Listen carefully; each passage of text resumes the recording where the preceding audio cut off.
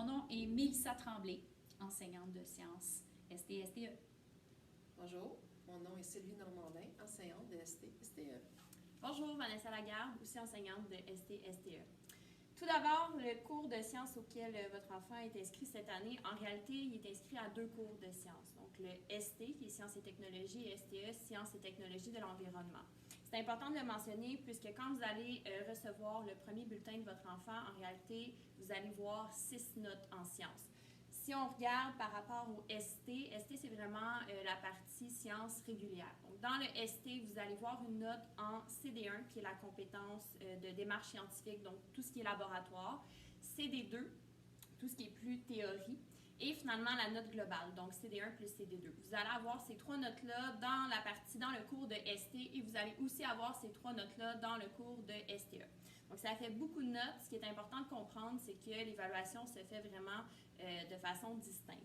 Sur le portail aussi, c'est la même chose. Donc, la façon dont on fonctionne avec les évaluations, ça dépend vraiment là, des concepts dans lesquels on se retrouve. Par exemple, le premier examen vers la fin septembre là, environ, votre enfant va avoir une journée, une évaluation où la première partie de l'examen, ça va être vraiment que le ST et la deuxième partie, le STE. Les 2 notes s'en vont dans les cours séparément là, sur le portail et donc dans le bulletin. Il y a d'autres examens où on a plus de concepts à évaluer. Donc, une journée, votre enfant va arriver, va avoir son examen de ST et le jour suivant, par exemple, ça va être son évaluation de STE. Pour cette année, jusqu'à présent, les directives qu'on a reçues du ministère de l'Éducation, c'est que l'examen, justement, du ministère à la fin de l'année va valoir pour 20 de la note en ST seulement, dans le cours régulier pour la compétence CD2, donc théorie.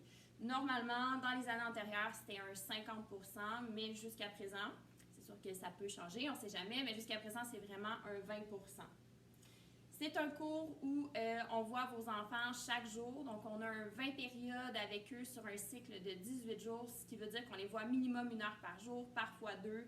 Il y a beaucoup de matières réguliers et enrichies, donc voilà. Pour ce qui est du matériel qui est demandé pour chaque élève en classe à tous les cours, c'est le cahier observatoire.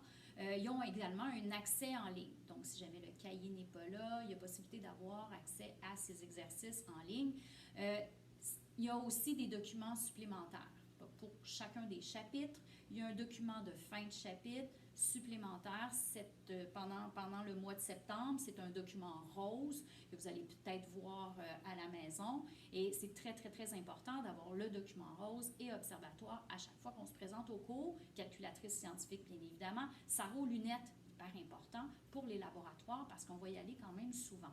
Pour ce qui est des communications, par Classroom, on en voit beaucoup, beaucoup de références sur les laboratoires. Donc, peut-être une introduction ou une petite mise en situation pour le labo qui vient, des règles, des références sur comment faire un rapport de laboratoire, par exemple, des corrigés, des exercices supplémentaires, donc beaucoup d'informations, des petites capsules vidéo parfois aussi, comme on en a en banque, étant donné qu'avec la COVID, les années passées, on a créé des capsules, bien, on pourra les mettre disponibles. Ça fera un supplément d'information, une petite récup, disons, pour l'élève à mesure qu'on progresse.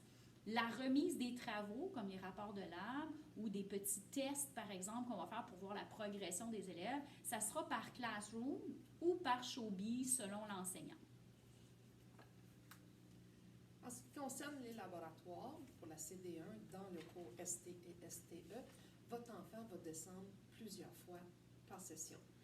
Donc, on a environ une vingtaine de laboratoires, mais faites attention, on ne descend pas tout le temps. On va faire des laboratoires en classe et on va faire des laboratoires en bas dans les locaux spécifiques. Maintenant, il est important de savoir que votre enfant doit absolument avoir son sarrau et ses lunettes afin de bien se protéger pendant les laboratoires. Ils vont devoir remettre un rapport de laboratoire presque à chaque fois. Et les rapports de laboratoire, on va leur donner du temps en classe pour préparer ce laboratoire-là. On va descendre, effectuer le laboratoire et par après, ils vont avoir 1 ou 2 cours pour continuer à rédiger le rapport de laboratoire. Habituellement, on leur donne environ 1 semaine pour remettre le rapport complet. En passant, premier rapport de lab à remettre cette année. la semaine prochaine. Donc, on fait un lab cette semaine et la remise est pour la semaine prochaine, mais on les guide énormément comme c'est les premiers rapports complets qu'ils ont à faire. Ensuite, pour ce qui est de la CD2, la matière touche à 4 univers, tout comme en sciences et techno de secondaire 1 à 3. Par contre, le sciences et technologies de l'environnement, ce qui est le STE, fait en sorte qu'on pousse un petit peu plus, on va en enrichir dans les 4 univers. Fait qu'on va faire de la chimie, ce qu'ils ont déjà fait un peu dans le passé, mais on va pousser beaucoup plus loin sur les transformations. On va faire un peu de thermochimie, on va faire de l'électricité.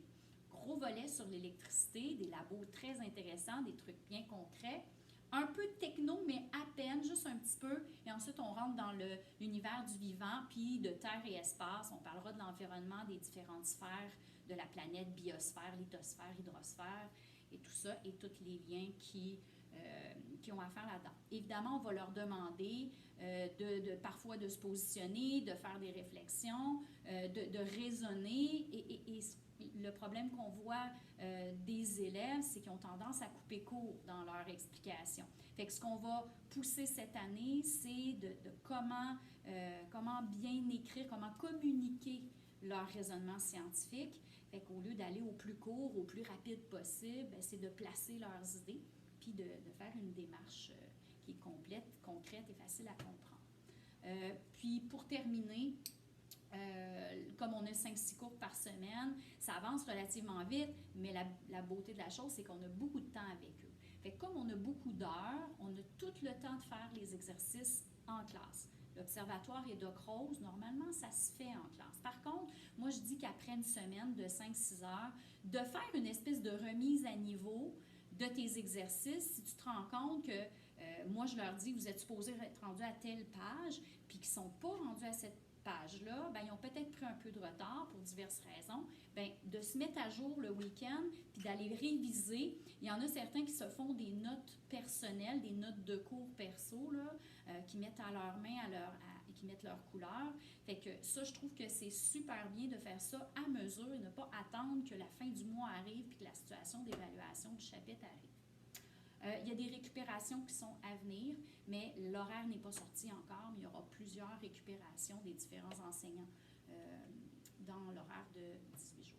Voilà. Il ne faut pas non plus oublier, les filles, de mentionner que le cours ST est obligatoire afin de réussir son diplôme d'études secondaires. C'est pour cette raison-là qu'il y a un examen du ministère et que le volet STE, la partie d'enrichi, comme Mme Lagarde vous mentionnait, est obligatoire pour accéder aux sciences de 5e secondaire, donc chimie et physique. Voilà. Merci. Merci.